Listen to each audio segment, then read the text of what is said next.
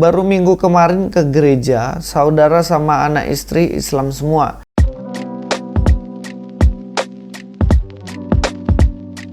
Assalamualaikum, selamat datang kembali di channel ini. Kali ini saya akan menjawab beberapa pertanyaan di kolom komentar. Jadi untuk teman-teman semuanya yang mau bertanya, silakan aja tulis di kolom komentar. Saya akan menjawabnya dengan dasar Alkitab tentunya. Kalau pertanyaannya adalah tentang Alkitab, tapi juga pasti akan berdasarkan kebenaran. Karena tidak mungkin saya menjawab berdasarkan hoax. Itu pertanggungjawabannya bahaya itu cuy. Tapi saya heran ada banyak sekali orang-orang waktu ditanya jawabannya itu ngarang bebas. Nah, inilah kita harus melawan hoax mulai sekarang. Jangan biarkan hoax beredar dan mempengaruhi orang-orang yang kasihan. Mereka tidak tahu sebenarnya tapi malah tersesat, padahal rencananya ingin tahu yang benar. Mari kita langsung aja jawab pertanyaan-pertanyaan berikut ini. Pertanyaan pertama, kalau menurut saya LP itu masih kurang ilmu dan berpijak pada yang salah. Justru mualaf itu pintar dan berpijak pada hal yang benar. Dijawab dari Cuitiko Neramu, gak apa-apa bro, biar aja. Tabiat mereka memang seperti itu juga. Untuk pembelajaran bagi kita agar semakin mengukuhkan iman kita sebagai muslim. Nah, dibilang di sini katanya saya tidak ada dasar pijakan yang jelas, sedangkan para mualaf itu yang benar karena punya pijakan yang jelas. Sebenarnya kalau dengar statement gini saya agak-agak lucu ya. Karena selama ini dalam argumentasi saya, bahkan dalam perdebatan, selalu saya paparkan sesuatu berdasarkan referensi, berdasarkan buku, berdasarkan sejarah. Masa di situ dibilang tidak ada pijakan? Tapi justru kalau kita lihat ini statement-statement mualaf dan lain-lain, sebenarnya kan nggak ada dasar referensinya kan. Contohnya, ketika mengatakan bahwa Alkitabnya Kristen itu adalah palsu. Sekarang saya tanya, di mana posisi atau referensinya di mana? Tinggal sederhana aja, tunjukin mana kitab yang asli, kemudian baru dibandingkan dengan kitab kami. Dan di situ kan pasti akan terlihat, oh ternyata saya punya palsu, Anda punya asli, pembuktian gitu. Tapi kan nggak ada juga kan, karena itu hanya tuduhan saja.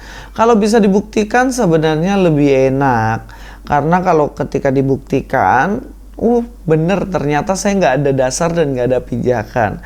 Contohnya seperti tuduhan Yesus yang katanya baru diangkat Tuhan di Konsili Nikea.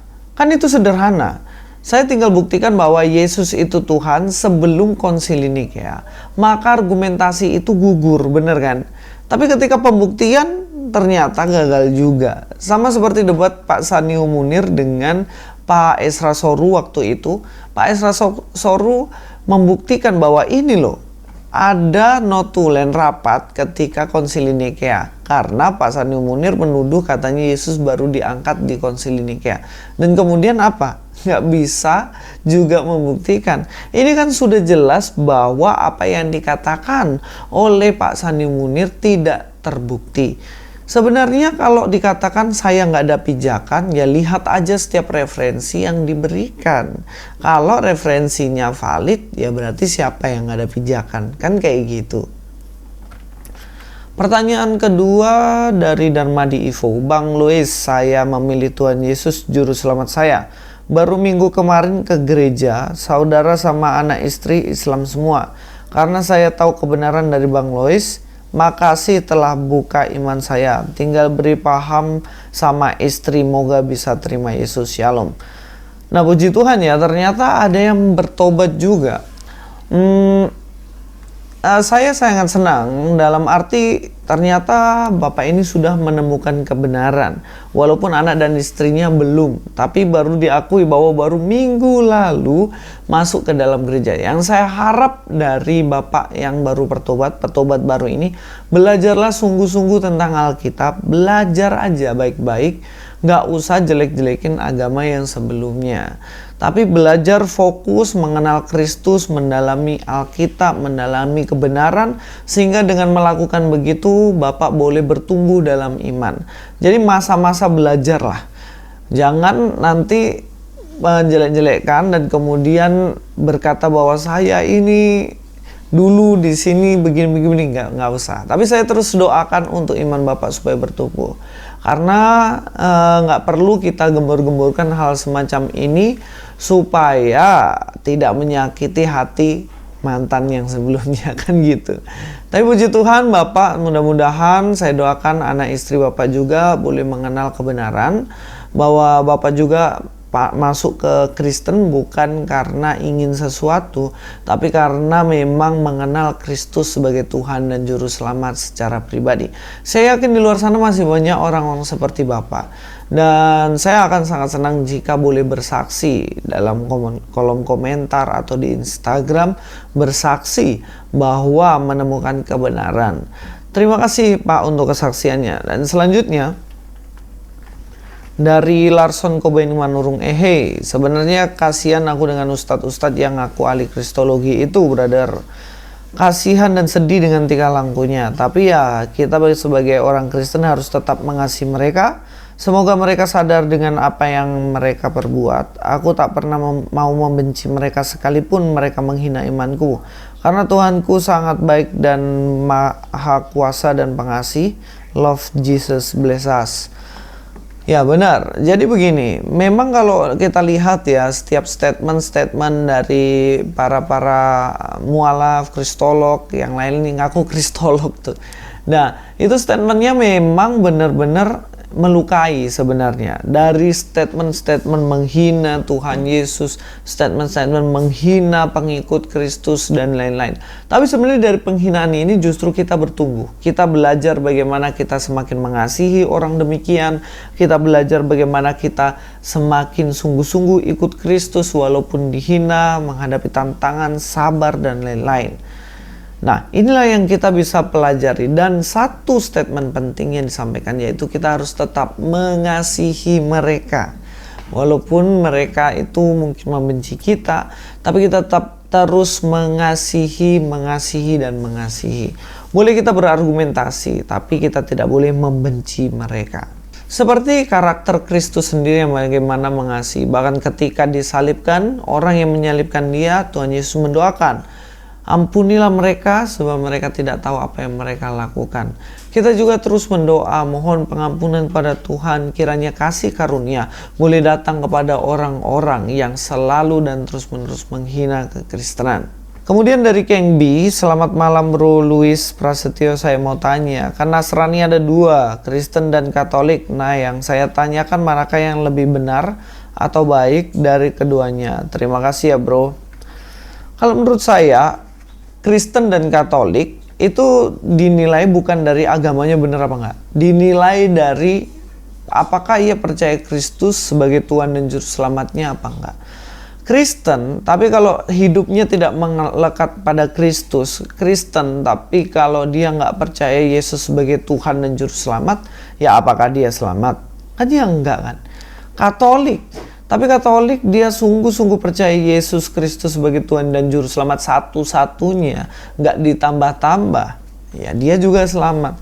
Jadi patokan keselamatan itu bukan terletak pada agamanya, tapi patokan keselamatan, kebenaran agama itu terletak pada apakah dia itu percaya, believe in Christ sebagai Tuhan Juru Selamat satu-satunya apa enggak.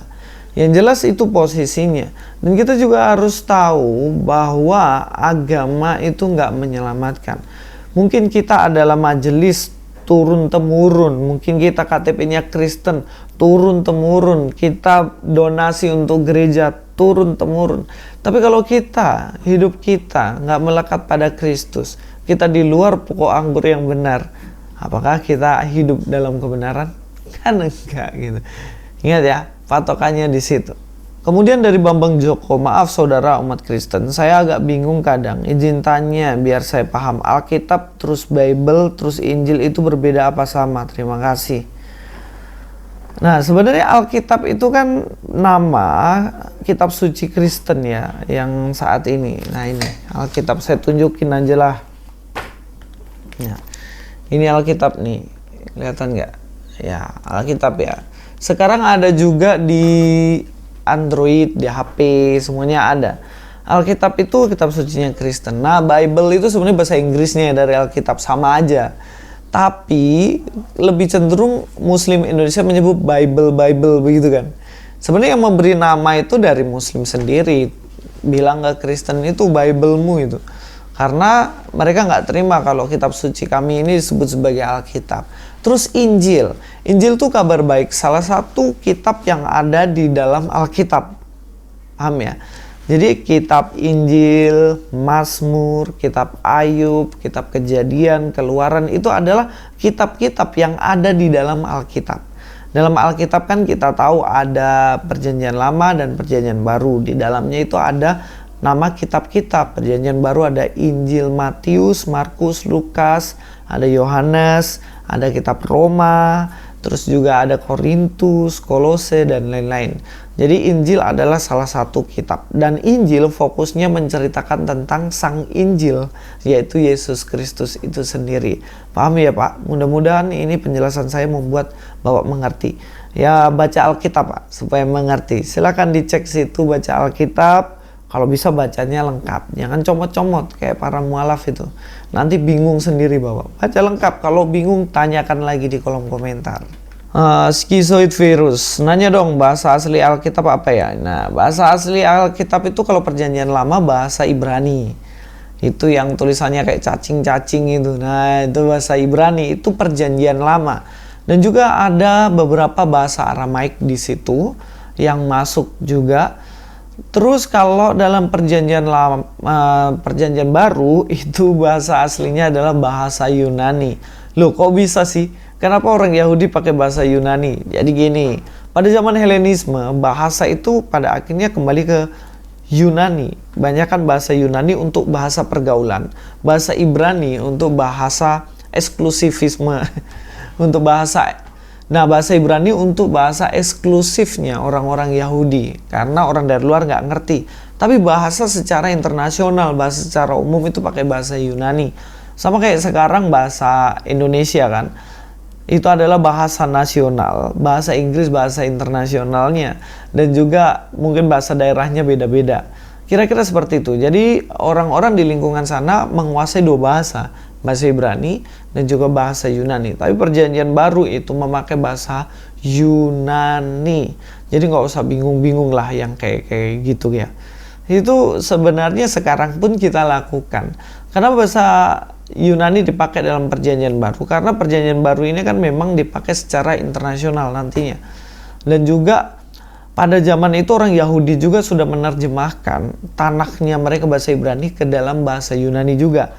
Itu dalam kitab LXX Septuaginta. Kira-kira seperti itu ya. Nah, inilah beberapa pertanyaan-pertanyaan yang saya jawab hari ini. Silakan teman-teman yang mau tulis di kolom komentar. Silahkan, semuanya bebas, pertanyaan model apapun saya akan menjawab. Dan sampai ketemu di video selanjutnya. Luis Prasetyo di sini. God be with you all.